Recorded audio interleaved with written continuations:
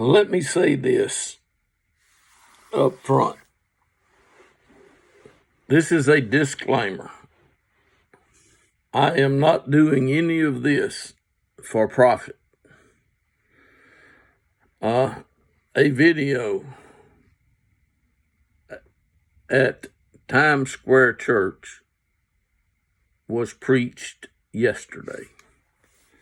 I am going to play a portion of it today and comment as it plays.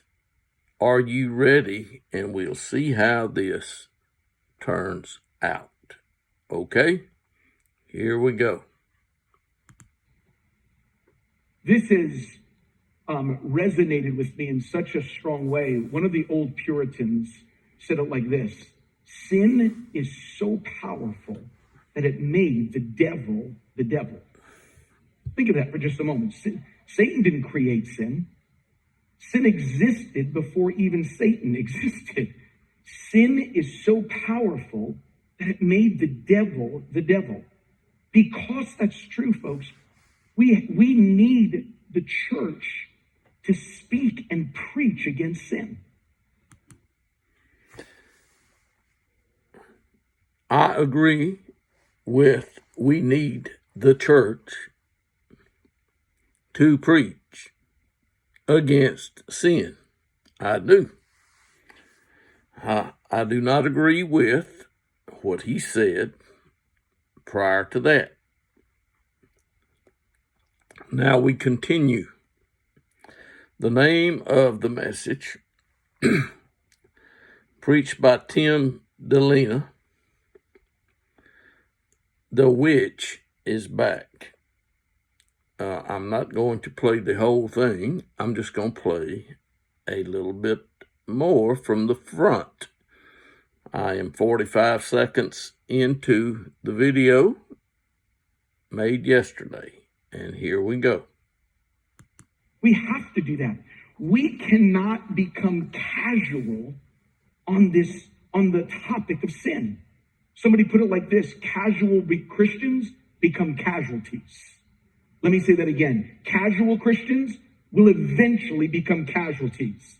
Something caught my attention in the Gospel of John this week that is not in, let me explain it like this. We call this in theology and study of the Bible, we call this the Synoptic Gospels. The Synoptic Gospels are Matthew, Mark, and Luke.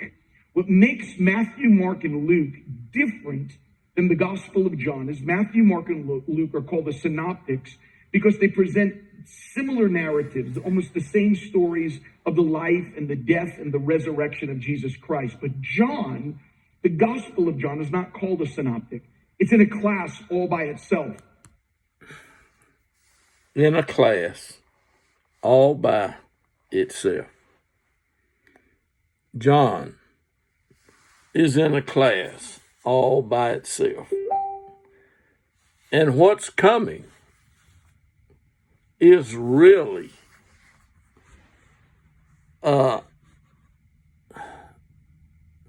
just listen to what's coming. While the synoptics open up with the birth and the genealogy of Jesus, John begins to open up in a brand new way. This is one of the most unique gospels because it doesn't start out like the other three gospels. John takes us to the beginning, or let me put it this way. It takes us to the real beginning.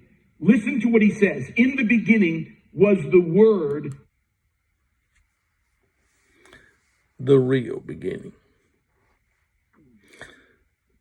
The real beginning. The real beginning. In the beginning was the Word, and the Word was with God, and the Word was God. That is from the New American Standard Bible, John 1:1. I'm looking at the screen, and I will continue now. And the Word was God, and the Word was with God. I want you to understand how important this is. And the Word was God. Think about this for just a moment. In the beginning was the Word, and the Word was with God, and the Word was God. That sounds very much like Genesis 1:1 that says, in the beginning, God created the heavens and the earth. But much like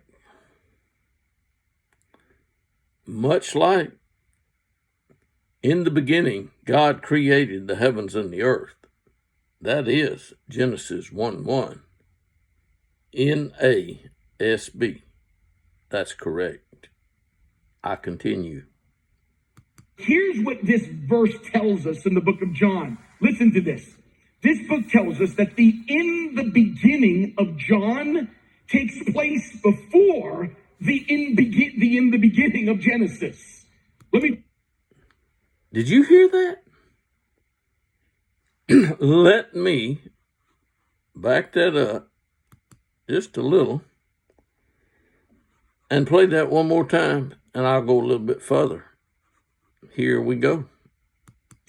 This book tells us that the in the beginning of John takes place before the in the beginning of Genesis. Let me just say that again. The in the beginning of John takes place even before Genesis 1:1.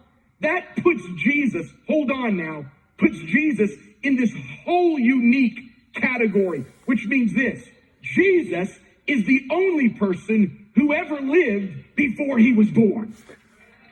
That's Jesus. Did you hear it? I mean, you ought to see this. You can see this video. It's available. Times Square Church preached yesterday. 164K subscribers. I'm reading from the screen. Listen now. I'm going to go on a little further. Think of that for just a moment. Some of you going like, it's too early, Pastor Tim, to go through all this. Put that back up on the screen for a second, because some of you just need to get this. It's early for some of you because you thought you'd be sleeping.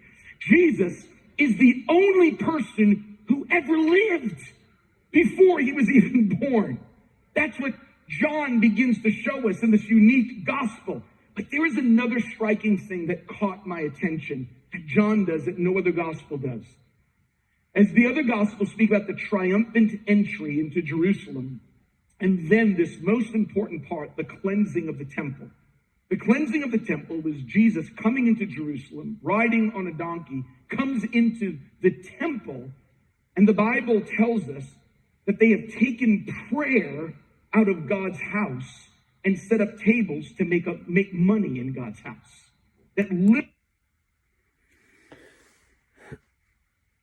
Make up money in God's house? I'm telling you, making up money and taking up money in God's house has reached new extremes in the past 40 years. I'm talking about new extremes. And no telling how much money will be coming. Do you know what was said about money by Jesus? Do you know anything about Jesus or what he said concerning money?